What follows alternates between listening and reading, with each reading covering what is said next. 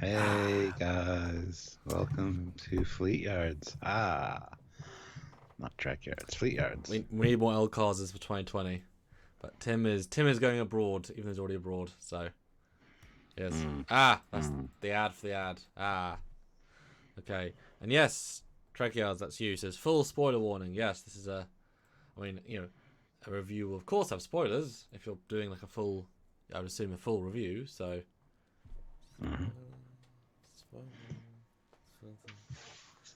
That's right. Yeah. How you doing today, Stuart? Do you feel a post Star Wars world, like Star Wars is back? Yes, I do. It Excellent. definitely had that feel for it, so I rather enjoyed it. We've got a short tomorrow. You have anyway. And I'm excited for the next Mandalorian episode on Friday, which I will not watch on Friday, but I'm excited. It's like, oh. This one was so short though; it's like 37 minutes. Yes. I wonder if they broke up the first two episodes. Like it's supposed to be one long episode. They broke it up, and that's why we're having another one on Friday. Because it feels like they did that. You know, it's like one of the two-parter for the beginning, and then Yeah, someone said, hey, let's make it a full movie. Let's really impress people. I said, yeah, or we could do it one more month, and we'll get 1 month of subscription money. And they're like, oh, that's a good point. That's a good point. So this was like 37 minutes. Next one will be like 52 because it's designed to be. Yeah, I wouldn't be surprised. yeah. But I mean, I think it's a decent place for it to pause. I mean, I found myself about 19 minutes in being like, God, how much is left? Oh, still 20. Like, oh, nice. Okay, cool. This is a nice, gentle but interesting pace. So yeah, this is a big test, guys, because if you guys don't tune in, although you guys are tuned in to watch this, but if people don't tune in for these lives, then we just won't do them again because without you guys actually coming, supporting, super chatting, it's not really worth our time, unfortunately, to do these things rather do other videos. So awesome, yay! Please do tune in and tune for other ones if you want to see. We'll at least do these first two. That's how you guys come along. 27 people so far. It's been 3 minutes. We hope for the 100 and something. So I'll start sharing and you chat to the people. So guys, this is a Fleet Yards review. So we might have more or different people here as opposed to the regular Trek Yards reviews, because this is Star Wars, not Star Trek. So hopefully we'll get new people. If you're new or whatever, hit the like button. Make sure you hit like. Don't forget to make sure you're subscribed to the channel, and don't forget to click the notification icon. And hopefully we'll see some new people and get some good numbers because we don't want to do these if they're not going to be beneficial for the channel. So we'll have to see how it goes. So hopefully the super chats come in because we do want to make this something that we want to continue to do because we do love Star Wars, we do love the Mandalorian so far, and we would love to do them all, but if there's just not the viewership for it, we'll probably only do a few and then not we waste the time. We could probably do better with Star Trek, maybe doing reviews. So we'll see how it goes. So guys, if you're able to super chat, please do so. It does help the channel. Get your comment read, your question answered, and this really helps us out. But there's other ways to help us as well. There's Patreon, there's PayPal. All the information, relative information for all that stuff is down in the description of every video. Check it out. Plus, there is also links to other things. You can get Trek Yards gear. You can get a whole bunch of cool stuff. Just click the links down below and check things out. That's the spiel. Hopefully we have people turn up. If you guys know of anybody that's into Star Wars or The Mandalorian that liked it and you want to share this video to them or to any Star Wars pages you might be a member of to kind of drive the numbers up, that would be very helpful, and we really appreciate that. So that's another great way to help us without actually having to spend any money. So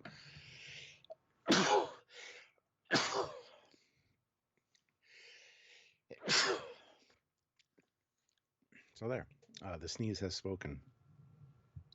37 people are watching. Everybody hit like button and let's keep doing these. Mr. Oz for 8472 says, please keep Let's hear. reviewing the Mando, guys. Well, I just talked about that. I mean, we might get new people in that are more Hmm. interested in Star Wars and Star Trek. So you guys can help us with that by sharing this around to Star Wars groups you might be a member of. Might introduce some new people to our channel. And again, Hmm. super chats speak volumes. If you guys really want us to continue doing these, we need the viewership and we need the financial stability for it, because otherwise we might just be better off doing Trek Yard or regular TNG reviews and things like that. So you guys will let us know by how much you help us out. Pretty So much. there But you go.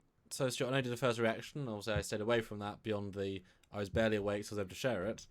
Um, so I don't know exactly your thoughts, but Stuart, what did you think in your full spoiler but short, as we always do, review analysis of this first Mm, episode of The Mandalorian? really loved it. I mean, it really had a Star Wars vibe to it. Lots of great callbacks and little Easter eggs and nuggets like that that really made it exciting for me to see.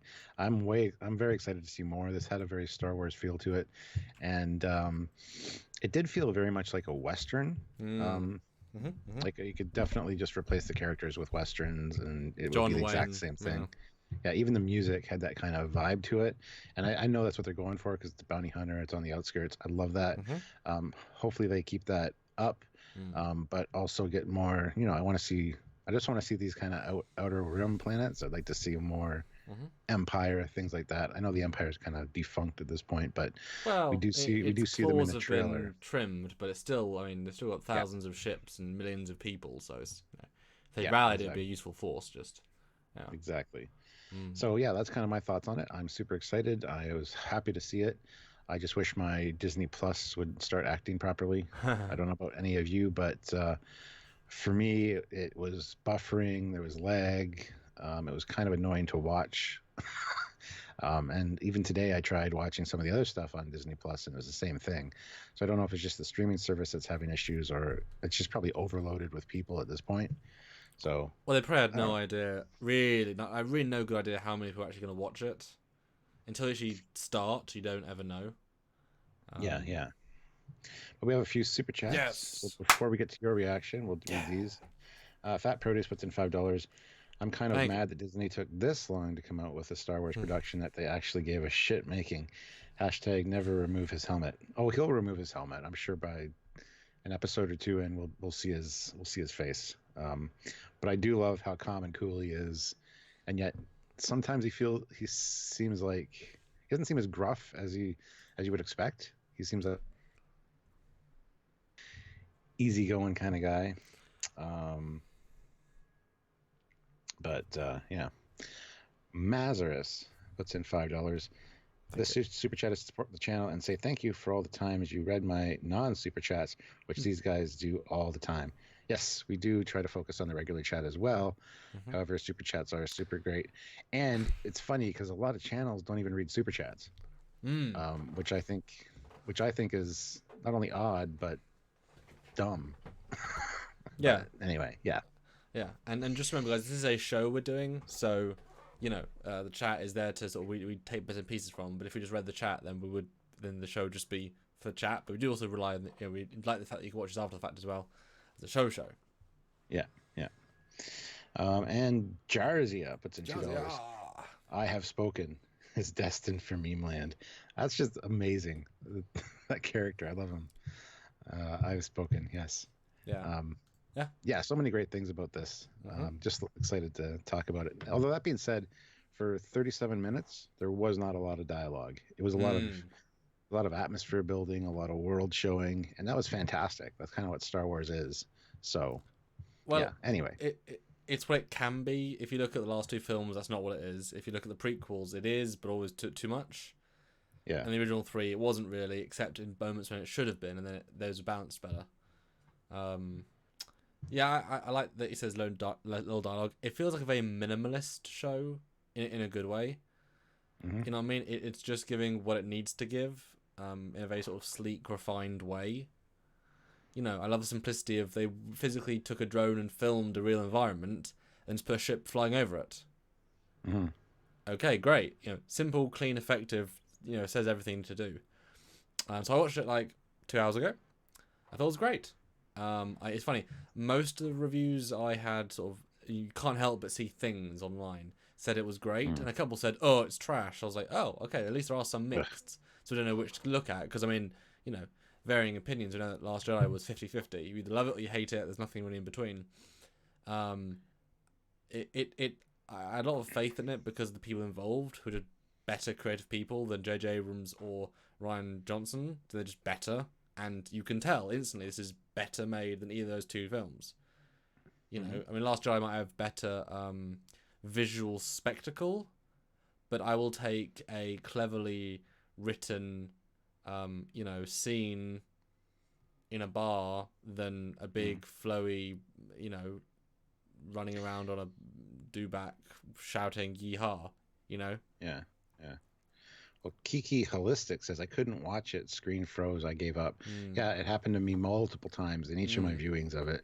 You just have to pause, maybe rewind a little bit, and then it goes for a little bit longer. It's real annoying. I hope they fix that because it was a pain in the ass. Yeah, well, they're going to obviously realize, oh crap, that actually got people in. That got people in, so we're actually going to. Well, they got really over 10 million subscribers in the first day or something like that. So, guess what? You make good Star Wars, people will come. yeah, well, that was just Disney Plus, so yeah. They come and they also join your session. Hopefully. We got 2 more super chats. Oh, brilliant. Fat Produce puts in $10. Hey. Yesterday, I signed up for Disney Plus on their site, then realized I wanted to use my PayPal. It turns out Disney removed the option to edit PayPal methods or payment methods, and the option to cancel the subscription. Oh wow, harsh. Wow. Fat Produce puts in $5. I just checked the site, and those options were only gone yesterday. It was just Disney being super scummy during the launch day of their service. Oh wow. Well, there you go.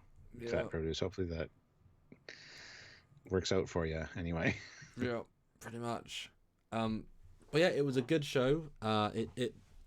We keep this factors into it could be any universe. I mean, this could be a Star Trek story, just a weird one, you know. But it's just a well-told story with a good script inside a universe, and you say fan service. I mean, we have lots and lots of races from the original prequel trilogy, but they're just there, which is how you should do aliens. Because why would you invent 10 new aliens? Just use 4 existing ones, 2 variants, and then 3 new ones if you want to sell toys. You know what I mean? We see lots of Rhodians, lots of, all these things. It's like, yeah, guess what? That's what the universe is. It's amazing that J.J. Abrams is all about, I'm going to invent new things so that I own them at Bad Robot and that I can make money off toys. These guys are like, so what aliens do you want? What do you mean? I want the most famous 6 races, and then, we'll throw 5 more in. I don't care if I'm getting paid. I'm getting paid to make it. That's good enough. Like, the vibe is instantly different. Yeah. This was made for art's sake as opposed to J.J. Abrams' bullshit. Yeah, and the 2 people in charge are very, very, very much Star Wars fans, and it shows so far. Well, so was J.J. Abrams, but he's all that bullshit as well. True. No, it's good. It's a good show. I'm excited for Friday. Not gonna watch on Friday, but Friday. I mean, I feel like this will be gone before you know it. 10 episodes is gonna go quick. Yeah. Fat Produce puts in $5. Okay, how great was it seeing the Mandalorian kids even wear helmets? Yeah. Yeah, it was very cool. I don't know about you, but this whole episode felt like the trailer. I thought that, and then thinking back on the trailer, there's still a shit ton in the trailer we haven't seen yet. So that'll be, I don't know how far they went episode-wise. Usually it's the first couple episodes. Yeah. That you see in the trailers, because they're still not maybe done the last bit for the, So, but yeah, watching this, I thought, oh, this is everything from the trailer. Then when it was over, I'm like, wait a minute, no, there's so much more in the trailer that we haven't seen. So I'm excited to see what happens. But I mean, like, we saw all the environments, all the color palettes. Like, it just felt like the trailer brought to life, and I was waiting for the next moment. That's why the Mandalorian encampment bit, I was like, ooh, this is new. This is not expecting. So I'm excited for the next episodes where I don't know what's going to happen, because I kind of, it felt like I was because we looked at the trailers quite a lot in our show, so we analysed them. I felt very almost like I'd seen this stuff before. So I'm excited for the next one, because it's like, oh, what's going to be new, Yeah. All right. I think that is a bit much to put what you were saying all on Abrams' shoulders. There was a new stuff in his movie because Disney needed new product. Yeah, I did say that as well, but that's a problem with a not made for art. You know, Yeah, should have fought back a little bit and said no. Well, let's only invent 10 new things rather than 130. yeah. All right, let's get into it. So, Yes. hold on, let me pull up my notes. Mhm. Mhm. Like I said, I didn't take much notes because there was very little dialogue. I mean, we could just summarize scenes really and talk about Yeah. what we thought about them. The first scene is obviously the introduction. It's the first bounty. It sets up his character. His, although I wouldn't even say it sets up the character because he actually, and I think refreshingly, the character evolves and you see so many sides of him throughout that this scene is not respective. Like this does not represent him and the rest of the thing. He's not a no talking, serious man with no personality. But he is in this moment. Yeah. And I was quite impressed because I kind of got worried a little bit with this scene. He's like, Yeah. Well, this was very gunslinger Wild West, walking into the saloon, having a fight with some people playing poker or whatever. It's very much had that vibe to it. And yeah, I do like the fact that he he basically becomes off as like more like an everyman by the end of the episode. yeah. Because you think he'd be very tough and very quiet all the time, but he gets his ass handed to him once or twice, and just the way he speaks to people, he's not like threatening them. He's kind of like, I don't know. I think it worked out really well. So It's the classic only as much force as needed, which is, use a scalpel, not a big fat knife. Yeah. Jeff Jacobs puts in $2. I like the way he wears the suit. Very human. Hashtag make Jeff pay. Everybody hit like. 73 of you here. 74 now. Everybody hit like. Makes us get our likes up to 50 at least. Fat Produce puts in $2. The main actor is doing some hella head acting. Yeah, I mean, I really enjoyed the character so far, and still a lot more to come, but I like it. Yeah, he kind of, like I say, worried me at the start because he seems boring. How do you play this character? But I love the fact that it sets expectations, then shatters them, and he tonally shifts all over the place. I like that because how do you, like you said at the start, can you really have him not remove his helmet for the entire show? No, of course he can't. I mean, I wouldn't. This could be a stunt guy for the entire thing, just doing VO. Deadpool works because he's always talking, always emoting. Dredd obviously kept his helmet on, but he had his mouth, and he was, this is a tricky one to do, and by halfway through, you're like, this guy said 15 words, and none of them are particularly interesting. But you get the second half, which really like gives him something. So it sold me on it, but it was trying to do something. Dreamer out there puts in $2. Thank you. Need more doors cutting people in half. Yeah, that was pretty brutal. And it's simple. It's simple. Yeah. It's just there's a door. He runs away. And as I said before, I love that alien. I've always loved that alien choice. Yeah. Yeah. They do mention a few things like Beskar steel. Is that Beskar armor or whatever? Which I had no clue what it was, but by the end you figure it out because you get the payment and then the shoulder thing made. I guess it's a lot of expanded universe stuff from what I've been hearing, which I don't know much about. So for a first introduction, it's like, oh, Beskar. When he said that at the beginning, I'm like, what's that? But by the end, you figure it out. So it's good. Yeah, I had no idea. I just know the Mandalorian armor is very. The thing is, you never know in these scenes what's the throwaway line. Everything the blue guy said is a throwaway line. Really, it doesn't it doesn't matter. He's just a part of the plot. So I thought these guys was irrelevant. But yeah, the arm thing was certainly cool. So what do you think of the blue guy of that whole? He's the bounty. Because I saw the IGN review and they said that he was tonally, as if he was in the wrong show.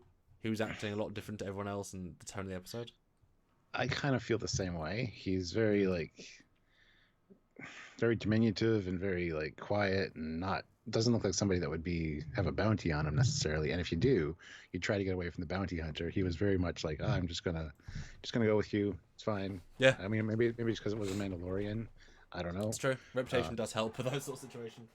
But he did feel a little bit tonally out.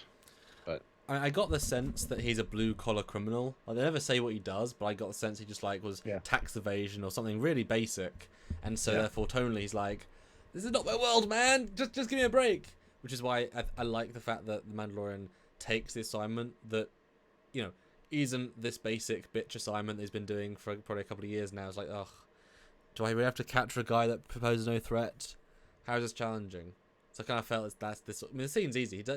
He is the scene very easily, and he does feel impossible to beat with this first scene because it's effortless. You know, I like a scene later on that it doesn't show he is. They constructed this episode very cleverly, and I give them so much credit for that because recent Star Wars has not been constructed as cleverly, and this says a lot about the guys doing it. We got a few super chats. That's good. You guys are awesome super chats today, so keep it up. You are presenting what we need. We love it. Yeah, you're showing us that you love this content. So, Yeah. Fleet Pass Swiftback puts in $1.99. I didn't think Flaughter was a Star Wars guy. So, yeah, I love it. I was trying to place what he reminded me of, and that's absolutely it. Thank you. Jaherzia puts in $5 Canadian. I'm really dubious that a door would be engineered with motors powerful enough to cut someone in half. A big airlock maybe, but not in a bar. Yeah, it seems like kind of a safety hazard, doesn't it? My only side comment to that, and I love that, is that it's a shitty little rundown bar. It was probably built with, who cares? I mean, that could just be an airlock that is repurposed. This isn't exactly a carefully constructed government building. This is just a bar. And you would think a bar would want security, so you'd build something really with good, materials. Well, I completely believe it's accidentally capable of killing somebody. Because it's a backwater place. Needs to be strong. Yeah, good point. Fat Produce puts in $2. I hope the German Imperial works for Thrawn. Ooh, that makes me happy. Yeah. Dreamer out there puts in $5 and says Beskar steel is super strong metal. Mando armor is made from. Only can be mined on Mandalore. Was mostly stolen in the Empire after Order 66. Yeah, she mentions that. This was taken in the Great Purge. It's good to have it back with the clan. No, it's tricky to say how much of that is canon because it was all uncanon. So it all the stuff I know, I kind of grain of salt it. But there's a lot of. But this is the first really expanded universe thing that takes the expanded universe and like embraces it, just lives it. It's not just about the hero Skywalker or the hero Solo or the hero Jyn Erso who's then gonna get blown up with the Death Star beam. Spoilers. So he gets him. He leaves. We get another great callback alien race. That again, it could be any alien race. Make it this guy. Sure, why not? Cool, great, perfect. He reminded me of Zelda because he blows on a little flute. What does his flute do? He calls the cabs, I guess. Yeah, he's a taxi rank operator. Yeah. I love how the Mandalorian says, I need to go to the yards. The Trek yards. Dum dum dum. Yes. Or the fleet yards. He's on the yards right now. That's fine. So the first one comes and it's a nice brand new one with an astromech droid. And he's like, no droids. I would think as a Mandalorian you'd trust droids or a bounty hunter, you trust droids over people. Well, you can point a gun at a person, you can't at a droid like that. I guess. And you can't bribe a droid either. That's a good point. But then he calls up another guy. Beat up one, pieces falling off of it. One of the things kind of backfires. And where are you going? So it takes them to the yards to the ship. So I mean, the speeders look cool. Both of them are pretty cool designs. I thought that was neat. I love his attack ring operator. I mean, it's so simple. It's such a simple set piece, but it's remarkably clever. Because why wouldn't you? Well, I did think that speed looked very CGI. The first one, I thought it looked a bit dumb. Like, especially when it's moving, not when it's static, when it's moving. It felt a bit like... Didn't quite do a good job on that one as much. Small thing. And obviously the other guy is a character actor who you probably recognise, Bert from Big Bang Theory and such. Kind of sad he got blowed up. Well, killed. But he gets to be in Star Wars. Yeah, him. Yeah. Fat Produce puts in $5. They really got the animation of Mm. IG-11 down well. Its movements are jerky enough to look like practical effects. That was a fantastic scene. I love seeing that droid in action. Um, very cool, very cool. And Robert Hayes trying to call me out on Solo didn't use a lot of EU stuff. No, it did. Just it was more about the heroes of the other trilogies. Therefore, it wasn't just enjoying the expanded universe. You know, is what I was meaning. Yeah. We got up to his ship, and I'm not a huge fan of the design personally. I mean, it is sort of growing on me. Oh, the ship. The Razor Claw or whatever it's called.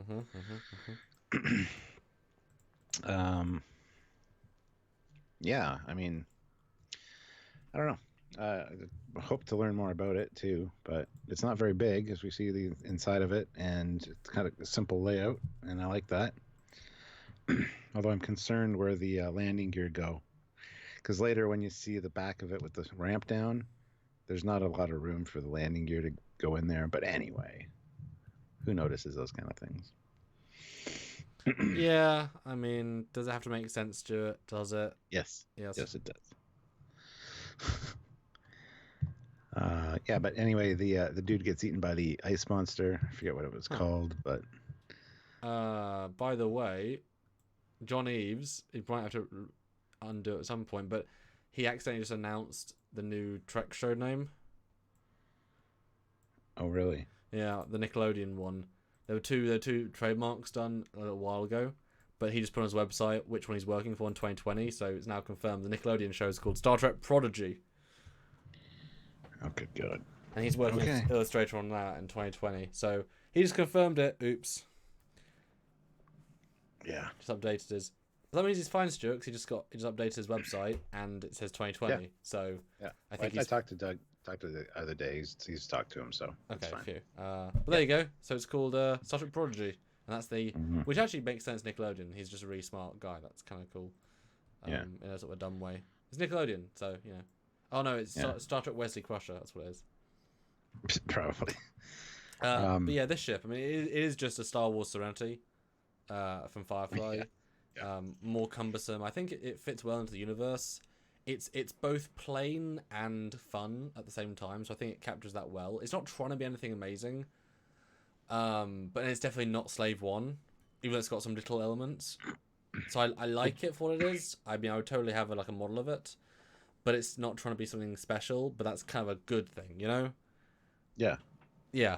And yeah, the CGI is great, and I'm guaranteed they built a large section of the bottom in physical miniature, like physical set to walk in and out of, because it makes a difference.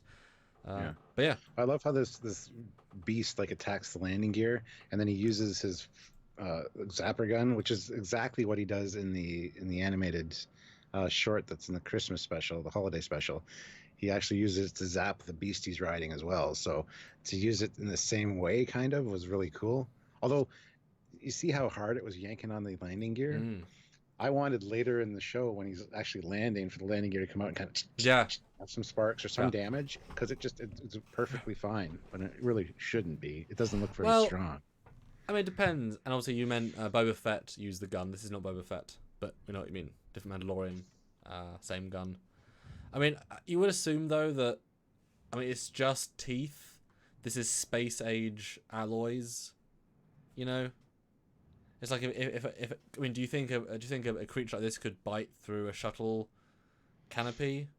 Should it strong enough to, you know what I mean? Should be strong enough to deal with a shuttle canopy? So why would a leg be any different? I mean, surely maybe. I mean, you see the leg like sparking and stuff as he's like pulling on it. It is causing a little bit of damage. So, yeah. I just like to be an ongoing thing that there's going to be issues with that landing gear for the rest of the season would be fun. Would be hilarious. Yeah, but I found the tone very odd that, you know, and I guess this guy's a blue collar criminal, but he's just like doesn't even say stay here. He's just like not going to respond to him at all. He just walks away. I mean, I was thinking the guy could try and pilot it.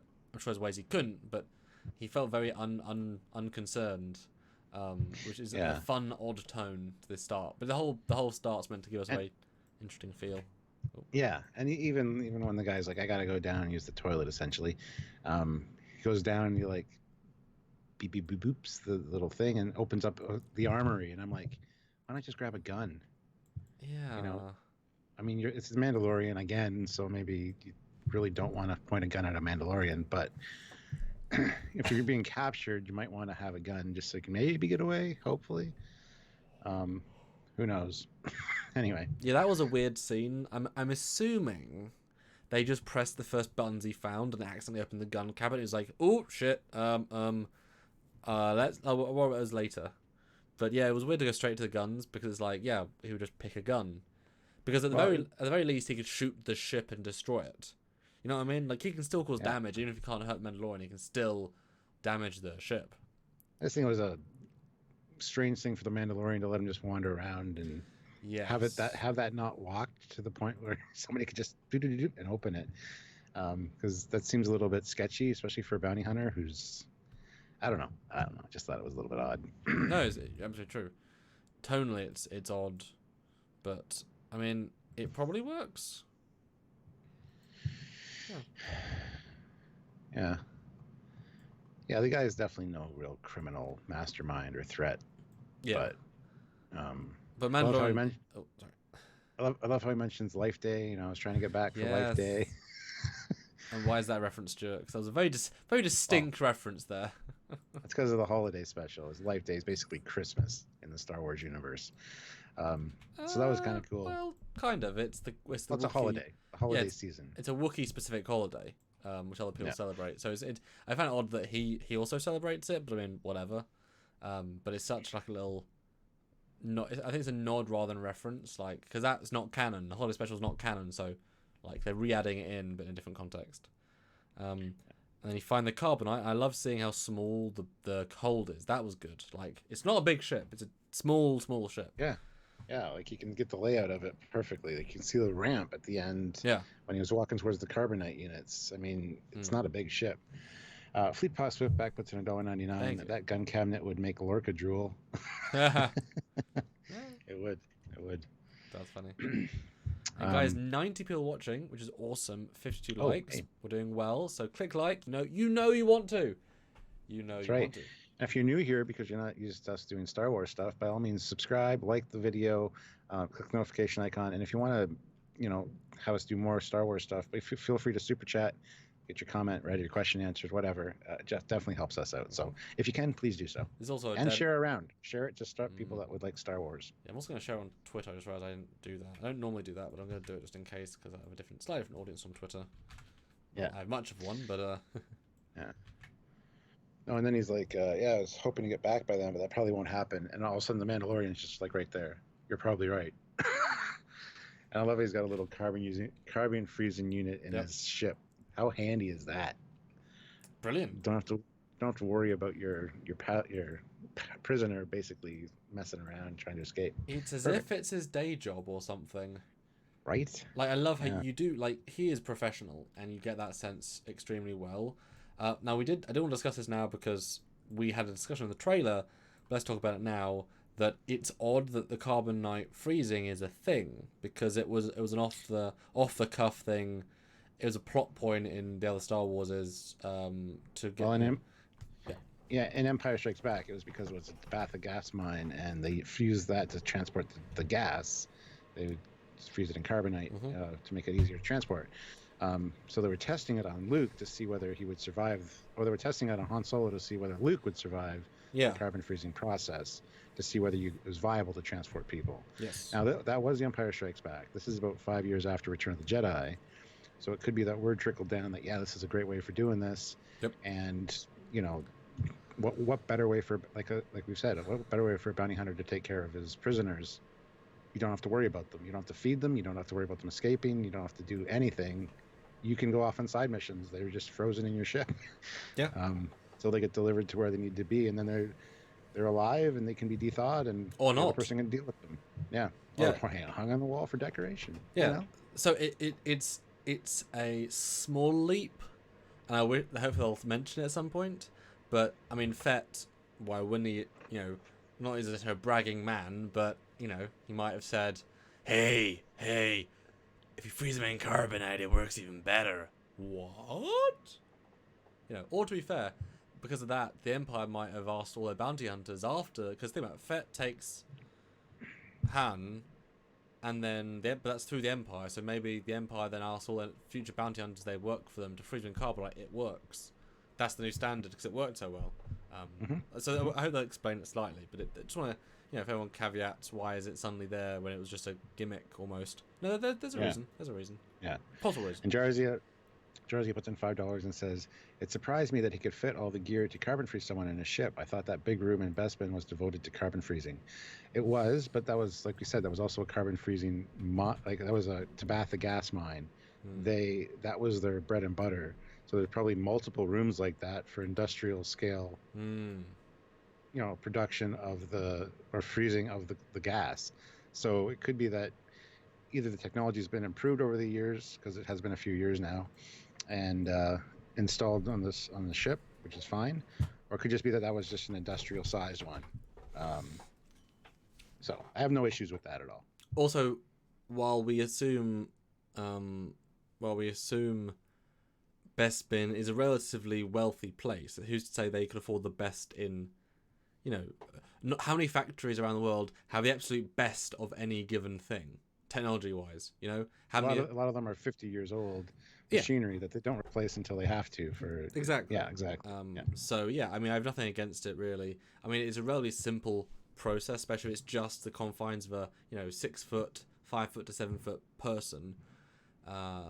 It did seem easy, but again, if that is a standard thing now, you would make a simple way of doing it. Good points, but I think it all works fine. That's us saying that. And now we cut to the grey planet. My God, they love their grey planets. That's something I want to mention. Watching this was extremely difficult for me because it was very dark. Every scene is dark. There's not a lot of detail. Yeah. Which I hated. I wanted to bump up the brightness on anything I was watching. I've been doing subtly on here. Exactly. But did you notice that everything is filmed so dark? It's like they don't want us to really see the details. Well, it's filmed dark, but they have highlights, so they know what bright is. Like this shot of him walking the cantina with the door. The door gives him a silhouette. There's reasons for all the shots, but it was dark. But it's a dark universe. It's a dark world he's living in. It's symbolical. I just brightened up this shot, and there's like a samurai guy I didn't see the first time round, because why would I? Wow, okay, that's cool. He has a samurai helmet, sort of, almost. Yeah.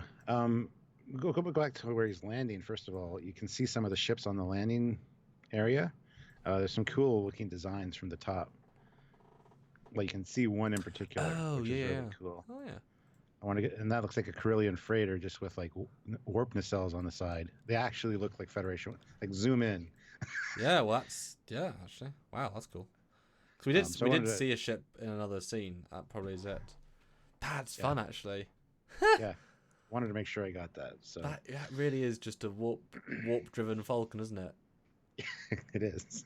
Wow, that's really. That could just be an Easter egg ship, seriously, because that's really close. It's even got a bridge dome. Yep. Yeah, I like it. I thought I'd point that out. So, how many times do we get on Trackyard's a share of the Millennium Falcon crossed with a, Starfleet thing? Yeah.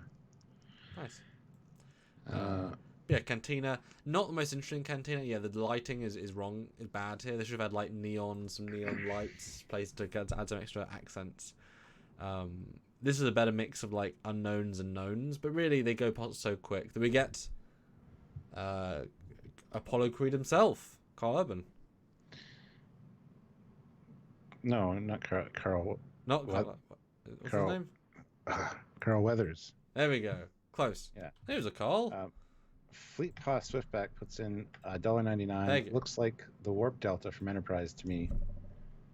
No. Not really. Not really. Not really. Sorry. Thank you though, but not really. The engines maybe, the nacelles, but. Oh well, yeah.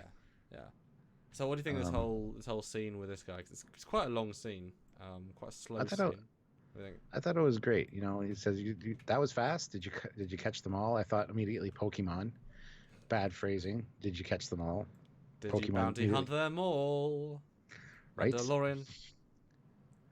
So he says, "Okay, I'll begin the offload." He nods to the guy, And then he goes to pay him in Imperial credits, and he's like, well, these are Imperial credits. Well, they still spend. In case you haven't heard, the Imperial's kind of finished, or the Empire's kind of finished. He's like, well, fine. Don't get all dramatic, because he goes to pull the fobs back. And he says, well, I can pay you in calamari, whatever they are. And it's funny, they have like a squishy sound when he sets them down. But I can only afford half. And it's like, fine. So I guess the Imperial credits aren't something that people are relying on these days. Yeah, this was a great world building scene. It's simple, it's easy. We don't see, destroyed Empire, we don't see destroyed Death Star. It's as simple as, I mean, the government isn't stable, the money isn't going to be worth, exchange rate is changing, so I'm not going to take credits in that. I love it. Simple, effective. Yeah. And we get a sense that he's going to be in a lot of this season because he pays him half and yet he goes off and does something else. So obviously there's a level of trust there that's pretty extreme to take half of 5 bounties or 4 bounties. It's quite a lot, I love how he's like, I got a bail jumper, got a bail jumper, got a bail jumper, got a smuggler. I'll take them all. Wait a minute. There's more guild people, and they don't want to necessarily pay guild prices these days. I just loved it. It was nice. And then he talks about the new mark that he has that there's no bounty puck for. It's a face-to-face deal, but it's like 5,000, I think he said. Yep. And the Mandalorian's like, that's not even enough for fuel these days. So you get the sense that there is some instability with everything with the Empire, because if fuel prices have shot up or whatever, I mean, it's very minor world building, but it's very cool. So, well, it gives you real texture to the world that we, think about how Force Awakens did the 20 years that passed, about who New Order is, who, like, you have no idea. It gives you nothing pretty much. This gives you way more than those films put together. And it was simple, it was effective, it was about money, it was good. It was a slow, methodical scene, but it told us so much. And at the end of that, last point, I also love the fact that he, the guy's so good, he just takes all the jobs. Like, no, stop, you can't. There's more than just you. Stop it. You're too good. Yeah. And so he offers him this special one, this one that is you don't know how much it's worth, don't know anything. There's no official trackers, no anything. Just take this card, go meet him. I know nothing except it's worth your while. Go find out. The guy's like, okay, money. So he goes. Yeah. Then we see some off-world Jawas, different kind of capes, like black instead of brown. I don't think Jawas are actually native to Tatooine. I always got the impression they were. Yeah. But yeah, maybe they aren't. I mean, there's no reason to assume they wouldn't be everywhere at a certain point. I mean, if Tatooine's been part of the galactic core for, as in it's been around. But it was nice to see. Because it makes sense. There's, scavengers, there would be places doing things and bobs. Oh, can you imagine seeing a Jawa spaceship? I'd love to see a Jawa spaceship. Yeah. That'd be great. Well, Bill Barkley says the dinks, and that's from Spaceballs. Dink, dink. Dink, dink, dink, dink. Gong, Dink, gong. dink. Gong. Dink, dink. Gong, gong, gong. Yeah, 2 great Star Wars callbacks. The answering machine, door machine, robot man.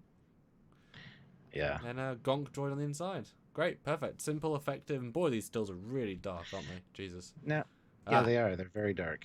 Now, the answering door thing, I got a good shot of it when the eye was open. It's like there's organic stuff inside. Looks almost like kernels of corn that are see-through, but it's cool. It's just a cool look. I don't know what it is exactly. Fat Produce puts in $5. I was hoping for a Predator, aka Arnold Hand class for Carl Weathers' 21st show. So that'd be awesome. Hey. Love it. Yeah. Love it. Maybe that'll happen still. I know he's in it. I know he's in it quite a bit more. So. Yeah. No, it's nice. And then we get. I kind of wish there was no trailers, because this would have been a great reveal if we didn't know. Because again, this whole episode was sort of like waiting for the next moment, but we get stormtroopers, dum dum dum. We're like, well, yeah, stormtroopers, dum dum dum. You know what I mean? Yeah, but dirty, grimy. We haven't been maintained or replenished. Stormtroopers. Yep. And get a guy wearing an Imperial medallion, so obviously a member of the Empire. Because at first I was wondering, are these stormtrooper? Is it just his guards wearing leftover stormtrooper armor because the Empire's defunct now? But no, I guess they're actually Imperial stormtroopers because this guy has an Imperial medallion on. Well, he's So simply a governor or a warlord. I mean, like I said, there are millions of Imperials still out there. It's just they've lost their primary leadership guy, who's the guy, you know, can electrocute you if you don't do what he says. Now it's all just people, well, mostly humans because the Imperials only like humans running it. And this guy's good. This guy is a good character actor. He kind of gives almost a one-note performance. Like, he was rather dull to watch, but I'm hoping we get more of them later. Like, there's a secret. I mean, there's obviously a secret agenda given the end, but I'm excited to see where this bit goes for sure. yeah. I love how the doctor walks in and he like draws both his guns and is ready to shoot, and then they're tell them to drop their guns. Hey, we have you outnumbered 4-1. I like those odds. Very good. A great scene. He's having fun with it. Yeah. But the fact is, he knows the armor's like ping, ping, ping, ping, dead, dead, dead. Cool. Moving on. It'd be, yeah. You know, I mean, it's not. That's why it kind of felt like there's no risk in this first half because we always ascertained he's great. And then basically takes the job. Yeah. But he gets paid in Mandalorian metal. Or, well, we didn't know it's metal yet. We assume it's just credits, currency. But it turns out Mandalorian metal, rare as anything. Beskar steel. Yeah. Yeah. And it's, you know, kill or not kill, and it's no, don't kill, but you can kill, which is intriguing because later on we learn that the robot was told just kill, so that's interesting. Yeah. And it's, you know, go. We have a transponder. I'm not sure why there'd be a transponder. They never explain that. Who tagged this creature? How? Why? What? Yeah. Doesn't matter because it seems extremely easy to find it. Like, there's no real challenge here, even though they're implying it's difficult. It's like, well, here's a last notification. Here's a sort of transponder. Find it. It's like, okay. Like, there's no real challenge here. It's kind of weird to find it instantly in part one. I was expecting like a multiple episode arc there, but whatever. Yeah, so he accepts the job and then strolls out, and we see one of Sarlacus Crumb's buddies, or at least a member of his race, on a spit, and another guy, poor little guy, in the cage. What a reference! What a reference! I know. See, you don't need to invent new aliens to make new toys. You could have a Sarlacus Crumb on a spit and another one in a cage. That's a new toy. Buy these buy these as kebabs at Star Wars Land. Oh, I wouldn't be surprised.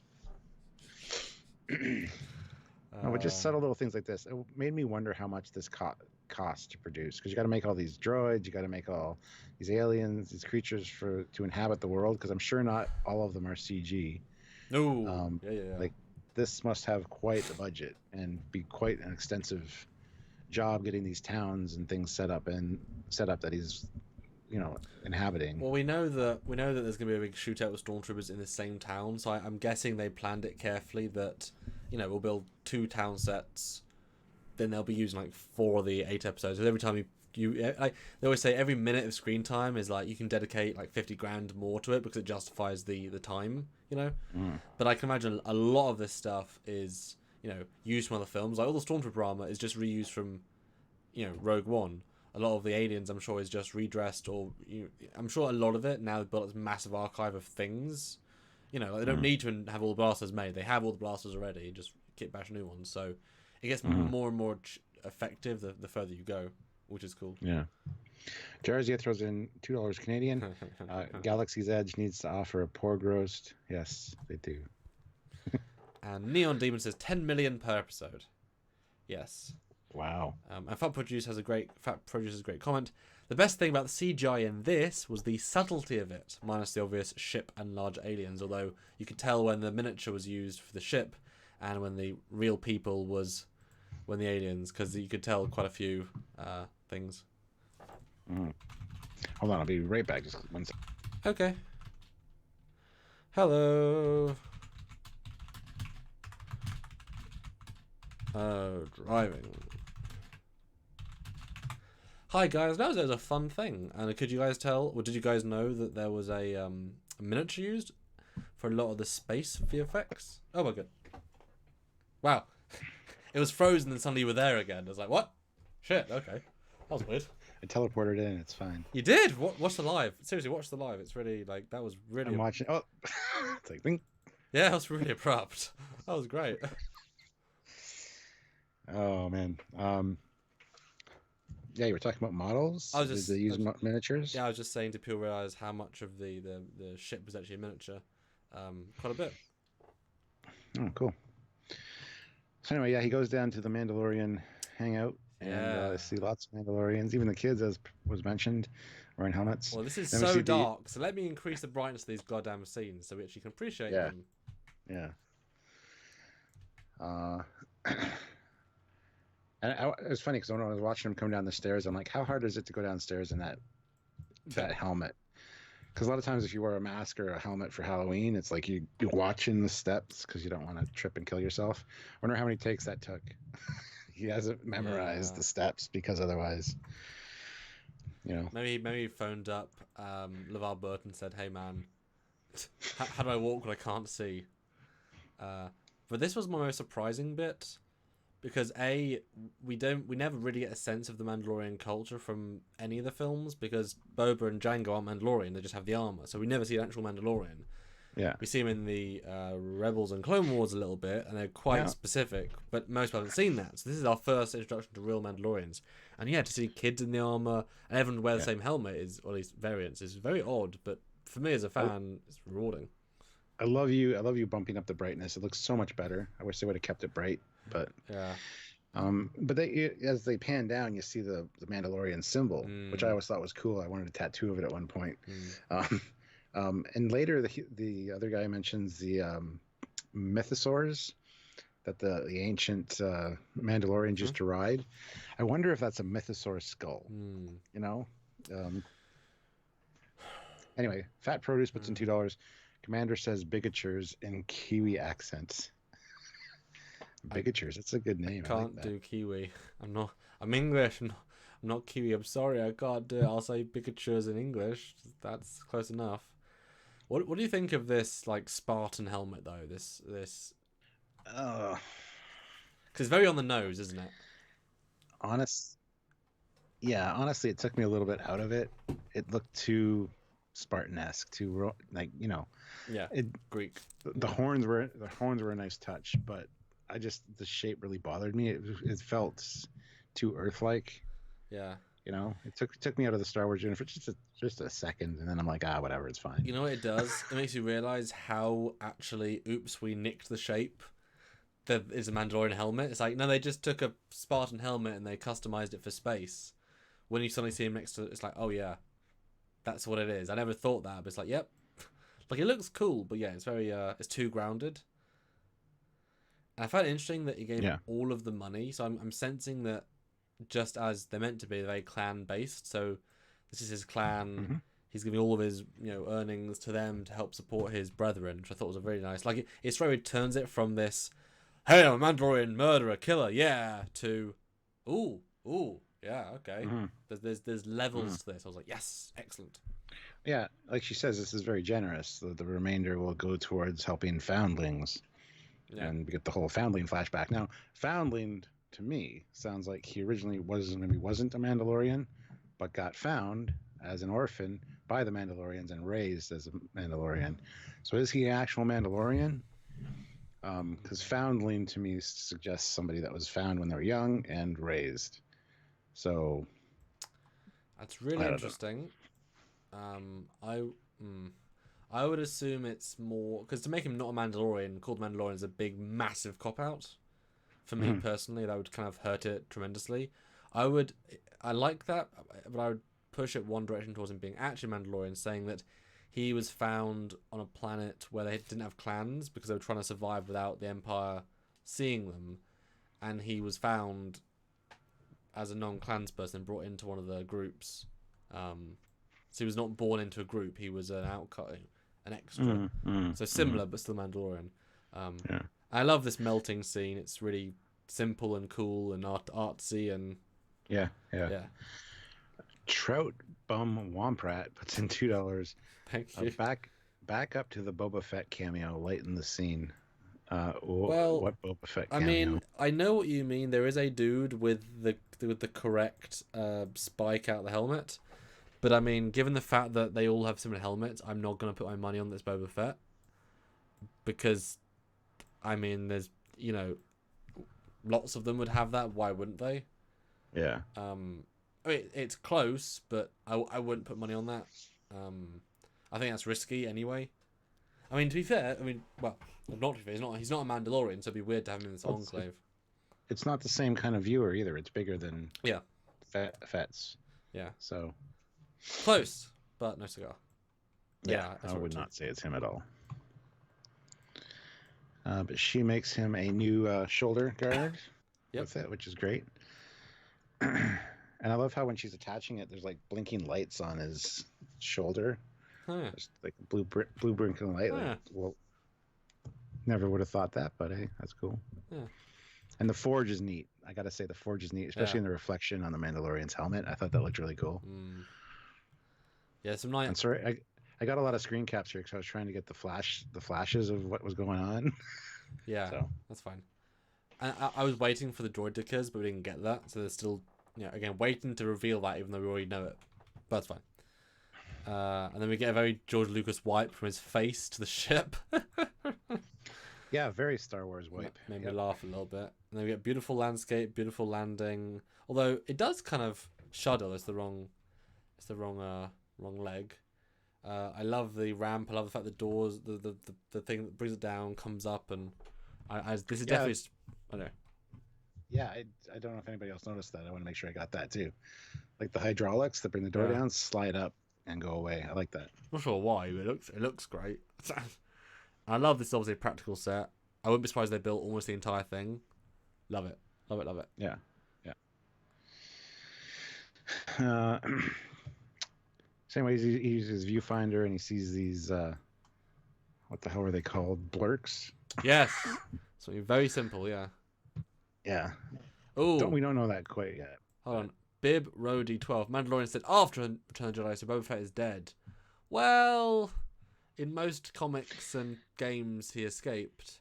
So, and I think they might have slightly made that canon in one of them. I think it's in one of the comics, the one of the canon comics. But no, he's either definitely alive or most likely alive. But it makes more sense because he's the best bounty hunter. Why would that be enough to kill him? You know what I mean? To him to leave. I have no issue with him escaping the Sarlacc pit at all. But he gets attacked by one of these blurgs. Stupid name. And I love how he activates his flamethrower, but it's like too late, and it's like shooting out the side as it's attached to his arm. Yeah. But then that one gets electric tranquilized, whatever. And then another one comes charging at him, and the same thing. Yeah, I was wondering how the hell that happened the first time, and then saw the second one go down. Like, oh, okay. This is the moment when I realized this is a smart show, like a legit smart show, because he's been invincible. In this scene, he is bloody invincible. Yeah, exactly. That's what I'm saying. You get the feeling that he's an everyman, just kind of doing his job. Yeah. Not this invincible, tough Mandalorian who doesn't speak and is like, "Arr." Well, gruff with everybody. He's both in different situations. But I mean, these things don't look particularly fierce. Like they don't they don't look incredibly, unbelievably fierce. I mean, he's not shooting with a blaster, which would be an easy kill. Yeah. Robert Hayes is right though. They look like piranha with legs. Ooh, yeah. Exactly what they look like. Yeah. That's a good shout. So I love the fact that we later learn they can be domesticated quite easily, but the fact that he almost gets killed, like you get the sense he almost does get killed, which is a weird thing to suddenly go to. But I'm like, that's actually ballsy, and I love it because it's simple but it's effective. Like beasts are quite powerful. Don't just Yeah, and again, it kind of goes to that Western vibe for me because somebody almost killed in a horse stampede, and then a guy helps him, and then he's got to tame a wild horse, and then that horse is whatever.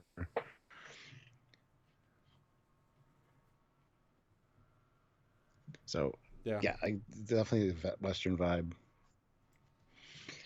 It's good though. I didn't know this was Nick Nolte. Yeah, I did not know it was Nick. I saw Nick Nolte's name in the credits. I'm like, who the hell was Nick Nolte Mm-hmm. in this? Mm-hmm. I Mm-hmm. just realized later it was this guy. And I give And this this is an Ugnaught, is it? yeah, yeah. Okay, Do you want to yeah. explain who that is for those that might not know? Oh, the Ugnaughts. They were on Cloud City. They're the ones that were throwing 3PO's head around. The little pig-like people.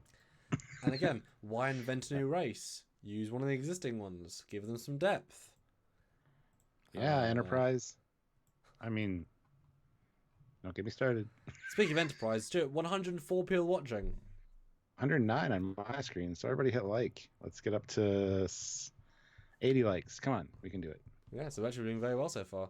I think this guy does a great job. He's interesting. Oh, yeah. He's different.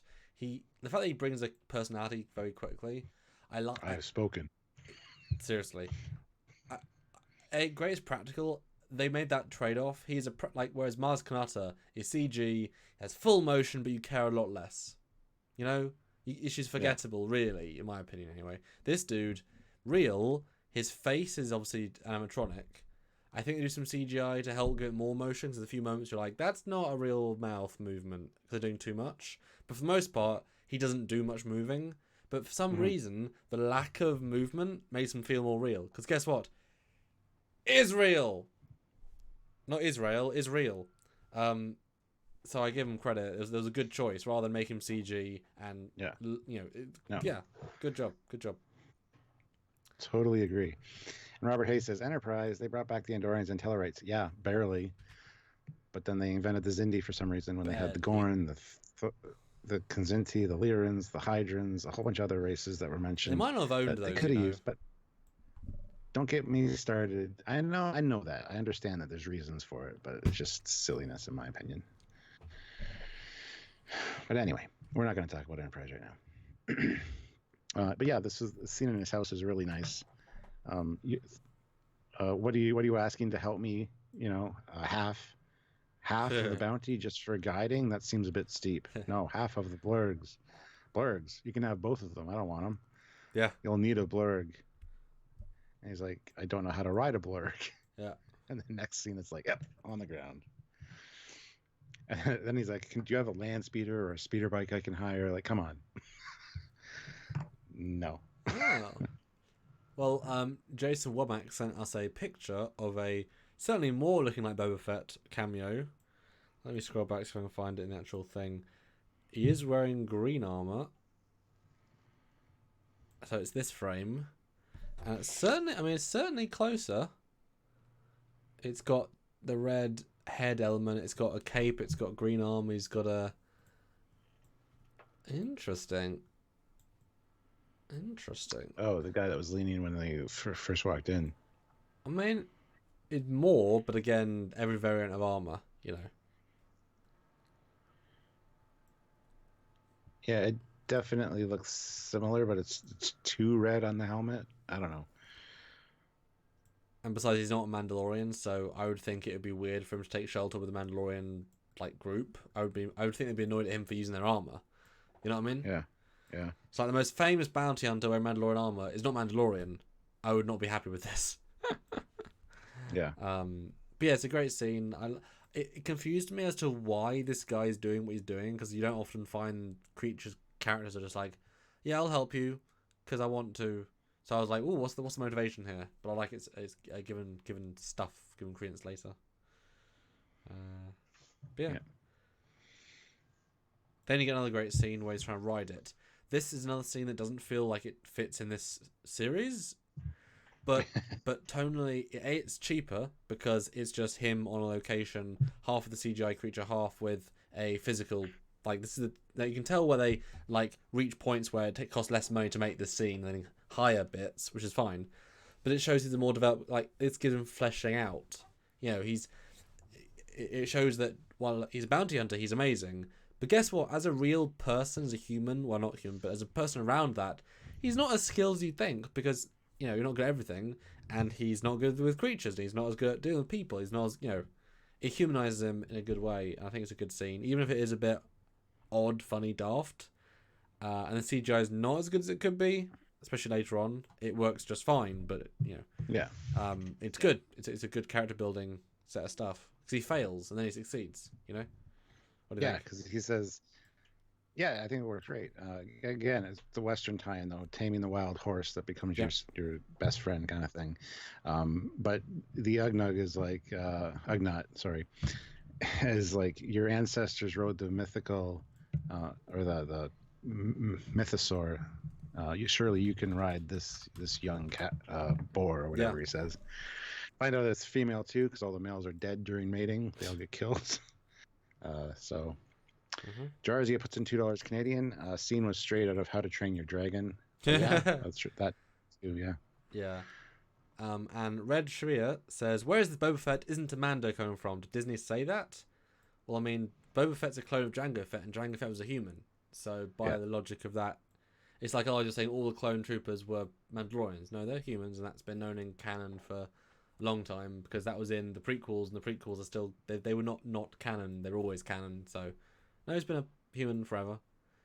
They didn't know Boba was a clone until prequels, but Yeah. Yeah. you know, it's a gentle retcon anyway. Yeah. Yeah. Uh, but anyway, what is next? Oh yes, then they both ride off together, and when they get there, uh, this is great because the Mandalorian tries to pay him for his help, and he Mm-hmm. just refuses it. Mm-hmm. He goes like, "No, you've earned this," Yeah, and he goes, "No, I've never met a Mandalorian. I've only read the tales, and yeah, if they're true, you will stop. Ever since they came, mercenaries have come wanting reward, and the people that live here only seek peace. mm. So if it's true, you'll make quick work of them. So that's his payment to get rid of these people. So I thought Great. that was really really great for both character building for both of them because the Mandalorian wasn't just like yeah thanks piss off. He wanted to pay him and yeah I thought it was great. Yeah, no, it's great. And it just shows he's like I say he's a guy. He's an honorable guy. Because I mean, this guy is so small. I mean, he could just shoot him and kill him, be done. You know. Mm-hmm. Mm-hmm. Although this scene does question why he didn't just fly. Yeah, I had thought the same thing. And how did IG-11 get there if you needed to have a blurg to get there? Well, I mean, a robot can run over mountains. I mean, But you saw the gaps that they were jumping with the blurgs. Like I mean, a robot can jump over blurgable mountain ranges. oh Of, maybe he's got the hydraulic legs I and stuff. I think that's yeah. I think the robot kind of defeats most of those questions. It's a death robot, Stuart. It's fine. He can do good things. Maybe he just landed closer as well. Well, but we'll never find out, will we? But I like why he didn't land at the start of the episode next to it because it shows that surprise is important, and also they could shoot my ride if I'm far enough away. My ride is safe, and But yeah, good scene, good moment, good rationale, good creature, good job, nice. Mm-hmm. Mm-hmm. One thing bothers me when he's looking through his little scope though. When he looks through it the second time, he puts it right in the middle of his helmet. I don't know if it was just I don't know. Because as he puts it up here, I'm thinking, okay, he's actually using his eye to see it. That's fine. But then he puts it right in the middle for the second time, and I'm like, oh, Yeah. maybe he has three eyes. Who knows? Yeah. Or maybe the helmet translates it into a display. I don't know. In which case, you just why would you just buy the edition? To see things like Boba did. Good point. Good point. Yeah. Somebody says, look for the cameraman in the reflection. Oh, you can see him. Where? Not that one. Go a few more ahead. You can see his arms and the guy behind him.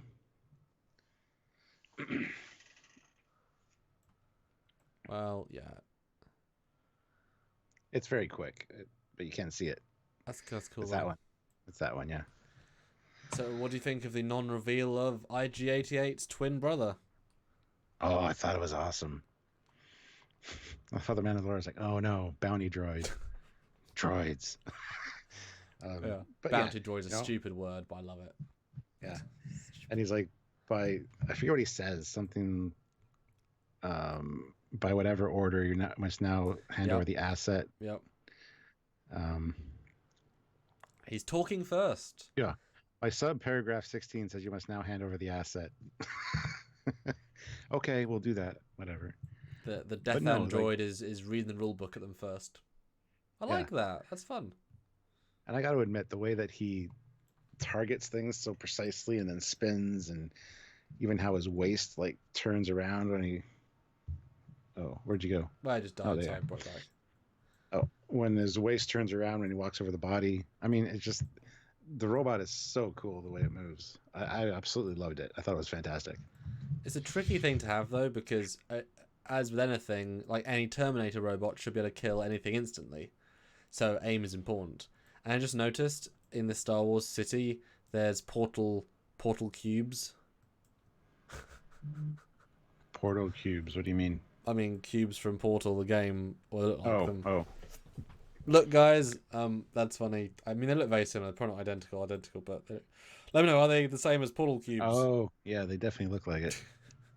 So Yeah. I just happened to see the detail. But yeah, it's a great robot. I mean, it's obviously CG. I hope some of it's a puppet, but I doubt it strongly because the amount of motion needed is kind of above what it could do. Yeah. But I think it is well done. And the only thing I thought with this scene in particular was that there's a lot of dudes protecting this other thing, Yeah. and we give A it lot. no context, which is important because it will be given in the next episode. But a lot of dudes, they kill the first rung, and then another massive amount of set people, come over, and they start shooting no word, no question. It's very violent. This thing must be really important. And, Mhm. and and who's the leader? Who's the main protector? Is it just mercenaries? I mean, what is this? But anyway, the droid shoots Mandalorian, and I like that it does force him back. There are blasters that are effective enough. Rifles can do stuff. It's just because if you use shitty blasters, of course you can't get through armor or hurt the robot. Stop shooting with hand blasters. It won't work. Stop, please stop. Yeah. I just love how the droid's like, well, you're another member of the guild. I thought I was the only one. And he's Yep. like, yeah, me too. Yep. Sadly, I must ask for your fob as I've already initiated the Yep. right of seizure. And the Mandalorian's like, unless I'm mistaken, you're as of yet empty-handed. And the droid's like, oh yeah, good point. It's a good back and forth between these two. I really like it. It's really good. It's so simple and it's so Yeah. characterful. It's masterfully done, honestly. Yeah. So they agree to work together and split the bounty. And then before they can make a plan, the droid's like, I will, of course, like to receive the reputation and merits associated with this mission. Can we discuss this later? Get over here and let's make a plan. I just thought it was great. No. I need a verbal confirmation. It's like he's insisting. The robot's insisting. Love it. Yes. Love it. Yeah. No, it's Not very get smart. shot. It's so well smart. It's so well written. Like this script is good. It's really good. Yeah, it's good. And then this battle ensues. Again, it's hard to kind of feel invested because the robot does get hit, doesn't get hurt. The Mandalorian is not gonna get hurt, so it's kind of hard to be invested. I don't think necessarily meant to be. Well, this is so video game though. Oh yeah. Because they get to the door they need to get to, and sometimes I don't know about you, but if you play a video game and you go too far into where you need to go, you're all of a sudden screwed because you got all the enemies around. Yes. This felt so video game to me. Although look at what I just found. This still continuity. The dude's arm his arm unit has been shredded by the dude's teeth. Oh yeah, I see that. Didn't even see that. That's wonderful.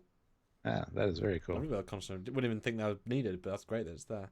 Yeah, no, you're right. It's very video gamey. I mean, obviously, then a boss arrives.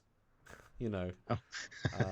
The I love how the droid's like, well, I cannot manufacture dictates I cannot be captured. I'm going to self-destruct. Don't self-destruct. Just cover me for a second. Okay, sounds good.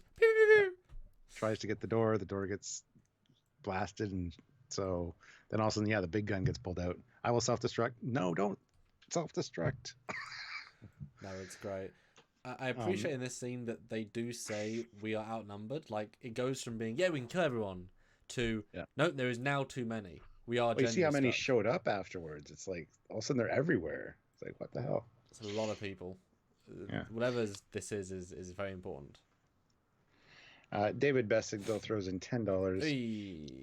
These guys are Niktos. They're most likely part of Ren Riven Dai's group. In the new book, these guys grow rapidly in power to replace the Hutts as the Ooh. main underworld force. They're a huge problem later. Cool. Yeah, no, nice. I mean, I've fought these things a ton in video games. They're very yeah, yeah. But yeah, it's a good scene, and then the turret shows up. It does up the scope, the escalation. It's nice. And although it is I think it's very easy how they take the turret. I find that rather easy.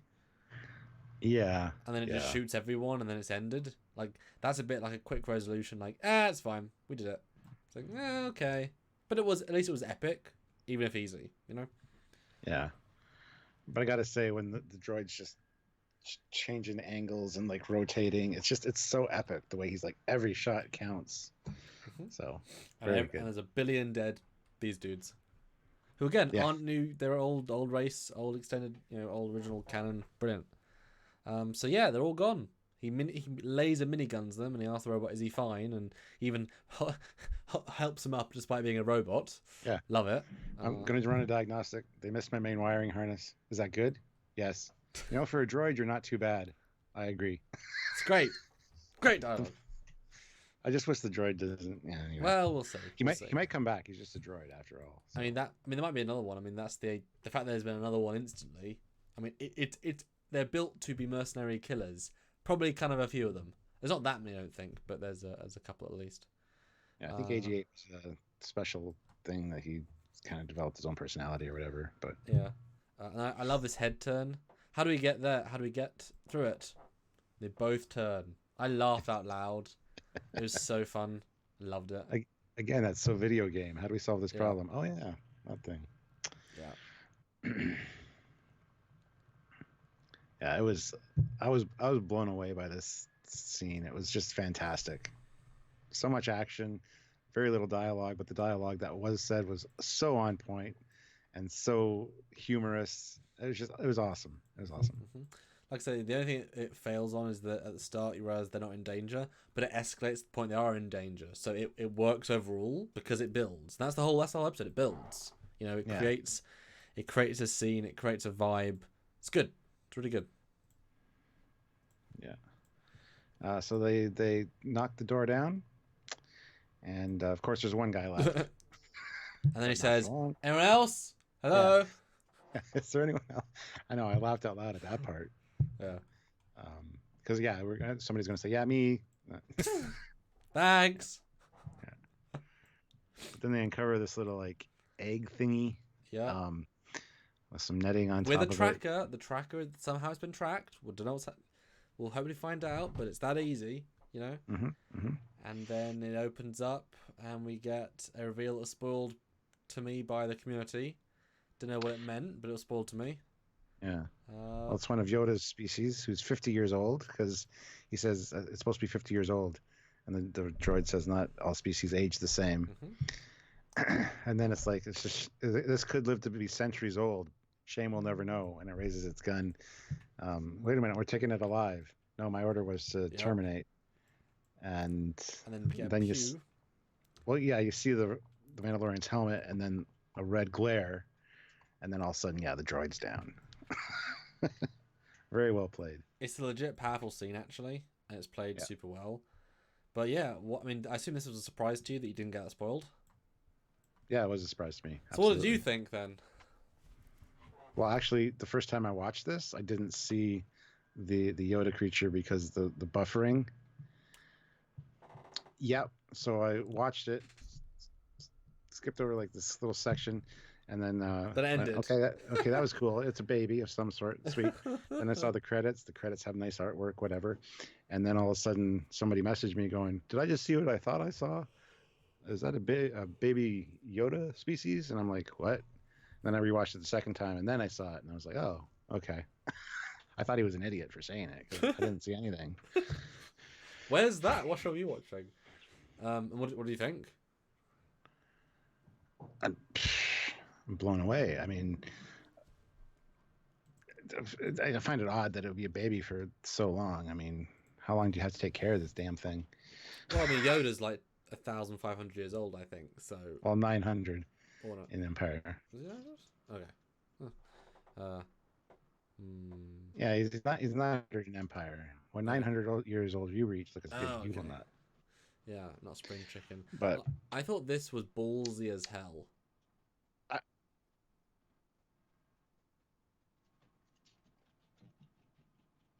yeah, I don't know what to think, to be honest, because did they try cloning Yoda? We're gonna find out, obviously, but I hate that people think, oh, it's a baby Yoda. It's like, no, this happens 5 years after Return of the And also Jedi. people saying Yoda and So Yaddle people, had a baby. And it's like, I mean, bit of a, because we have these things, it must be this. Just no, it's just another one of them. You know, the thing is, we know nothing about the race. That was always a good thing. That was always a good thing. I think this is the most ballsy move they could make, the people, because we're going to have to learn more about the species, and that's a risk because the mystery is the fun of it. But if it was J.J. Abrams or Ryan Johnson who introduces, I'd be like, oh god, it's going to be shit. But these two know Star Wars. These two have invented a lot of the Star Wars, as in the Clone Wars guy. So of all the people that would do this properly, it's those two. You know. mm. So I'm only because it's them. I'm intrigued well, beyond the concern. well, David Bessick says, as Rob Rudd pointed out, the Imperial Doctor has a Camino clone or organization patch on his arm, so clones are coming or something. Wow. Okay. See, that's getting too far into the the minutia for me. I don't know that. I mean, I noted he was wearing the I same don't know out. why the signal's all of a sudden gone to shit. Yeah, I'm sorry. Well, it's fine. I mean, it's fine for OBS, so it's only on your end. I did note the scientist was wearing the same style of outfit that was invented for Rogue One, which I thought was nice, a nice touch. And obviously, And oh, sorry. Yeah. I was going to just say Fleet Fox Swiftbat puts in Oh, $1.99 and says it's cute. It is cute. it's cute. It's, but obviously, the most interesting part about this scene is that the robot got dead orders, and he got alive orders, or either. Obviously, the grand story is about this thing. Wow, not really much of a patch to see if it's a clone patch, but okay. I can certainly see these guys, using the idea of the clone stuff because they're not afraid to use prequel stuff. Yeah, yeah. Well, David Bessick puts in $2 and says there are pictures of the patch online zoomed in, so Yeah. there are more clear patch pictures. Yeah. That's cool. I mean, I'm sure we're gonna learn. I'm sure we're gonna learn more about this doctor. He was the one that insisted that it be alive, because the one said, proof of termination might be acceptable pay for a lesser fee. He's like, that's not what we agreed on. So, although I'm wondering then, actually, a little bit of a plot reveal. I'm guessing that actually the IG wasn't sent by the dude, because the more you think about it, the more less it makes sense. Because Mando was sent specifically on this mission by the guy that wanted them alive, and he didn't say anything. There's no reason not to tell there's a second unit because it's he said it's simple for man of your talents. So the other one was sent, I think, by a different group and just to kill. yes. That's the reveal. Exactly. Yeah, that's kind of the vibe that I got. Like, there's two factions here that want this: one alive, one dead, or one that doesn't really care either way, but one specifically dead. So I don't want it to be a clone though. I feel like that's a cop out. Maybe it could be cloned into something else is interesting, but I don't know. Last race. I don't know. I don't know anything about this race though. I wanted to keep it a mystery. Yeah. But I mean, hey, what a ballsy reveal. Yeah. Talk about ending on a note. And David Bessick puts in $2. I sent links on Facebook to the patch zoom in. Well, I don't really know what the patch looks like in reality, so I'm not going to bring that up because exactly. I couldn't identify it if you told me to. Well, Bill Barkley asked, does Sylvia want a Baby Yoda toy? I mean, yeah, probably, knowing her. Yeah. Oh, and Tenzingari Star 26 says, we know that Palpatine is alive. We want to have Baby Yoda for genetic material to give Palpatine long life. That is so true, because he's been retconned to be alive now. That's a great point. That's really interesting. Yeah. Yeah. Cool. What? Yeah, it's cool. Yeah. Oh, yeah. So overall, guys, I really thought this was fantastic. First time I watched it was kind of blah blah blah, ho hum ho hum. I was kind of psyched to see Star Wars elements, but the more you watch it, the more it really grows on you. I've watched this like 5 times now, and I really enjoy it, especially that last scene with the droid and the. I thought it was great. So kudos to Disney for doing something right and bringing Star Wars back. They've Well, been talking about a live action Star Wars TV show for a long time. 20 years. Yeah. So it's good to finally see one that's done so well, in my opinion. And looking forward to seeing more, what they can do with it. So as long as they don't mess it up. Good. Yeah. Oh, and 124 people watching, Stuart. We reached our full amount. Yeah. 90 likes, 1 dislike. Guys, click like. Want to hit 100 likes. We're at the end of the stream. 10 more now. likes. 10 more likes. Totally doable. Maybe $20 more in super chats would be brilliant. That'd be a great sign for us to do another one. Next one will be on Monday, but Stuart's first. I mean, do time Stuart's first reaction. Well, I'm sure we'll schedule that a bit more in advance because there won't be the confusion. There will be 2 lives that day. Blah, blah, blah. But yeah, guys, you definitely turned up. Definitely showed some force. Brilliant, brilliant. Showed some force. But no, I was pleasantly impressed. I think it was as good as I hoped, if that makes sense. It was a very slow, gentle build that was clearly smartly written, smartly paced, didn't give us too much, but did give us lots of breadcrumbs. It's going to be a fun ride, and I think that's the best thing to come from it. It feels like a genuine Star Wars ride, and probably the best Star Wars we've got since the best bits of Rogue One, which isn't like, for me, it's not the best one ever. This could be the best Star Wars since, a long time. Star Wars. Well, since Return of the Jedi, since the originals. It's definitely close, but again, you trust the people that know what they're doing, and clearly give them more creative control. It feels like they've had it, and they did it, and well done them. All respect. All respect. Yeah. And Dreamer out there puts in $2. Thanks for the review, guys. Well, thank you for watching the review. We appreciate that. So, out of all of the seasons of Mandalorian, 10 out of 10. I mean, 10 out of 10. For season 1, 10. For season 2, 10. For season 3, 10. Yeah. Just so far, 10 out of 10. But as for a good piece of viewing, like of show, I would definitely give this a 9.5. I thought it was great. I really enjoyed the ride. I think it was a lot of nostalgia factor though. So, but it wasn't used in a nostalgia way. It was used in a world building way. True. That's how you should do it. That's how Beyond did it, sort of. But I think it was really well done. So yeah, I'm gonna give it a 9.5, something around there. How would you compare it to other? I mean, we've got to look to other things. I would probably say an 8.5 for other media, because I want to know if the story pays off. Like it's one of those like Discovery Season 2. If the payoff's good, the journey's even better. If the payoff's bad, the journey loses marks. So it's like 8.5 for general media. How does it compare to general Star Wars? Like where would you rank this? Like what does it beat? What is better than this in the grand scheme of Star Wars? Now, not for your enjoyment, because I can't say quality because it's variable, but your enjoyment. Oh, good God! Oh, I know. have no idea. I'm sorry. It's got to be right up there with the original trilogy, kind of for rewatchability, in my opinion. Oh yeah. Even the prequels are like, whatever. I'll maybe watch them, but they're not anything special. Rogue One is probably above most of the prequels for me, anyway.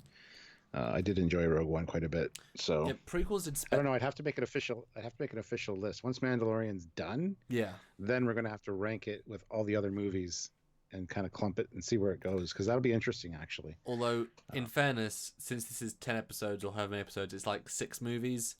The Mandalorian movie franchise compared to 3 movies, 2 movies. I guess now 3 movies. It's kind of hard to compare because there's so much more story than in any of the films. Yeah, I mean, it's going to be probably the best Star Wars story ever told, because it's 10 hours to tell a story. That's never been done before. I mean, Clone Wars and stuff. People love Clone Wars. But I mean, live action, really relatable. Like Clone, whenever it's animated, you lose that connection because it's not real. But certainly, I know what you mean. I didn't mean to disrespect those. Is this better than Last Jedi? Yes. Force Awakens better than that?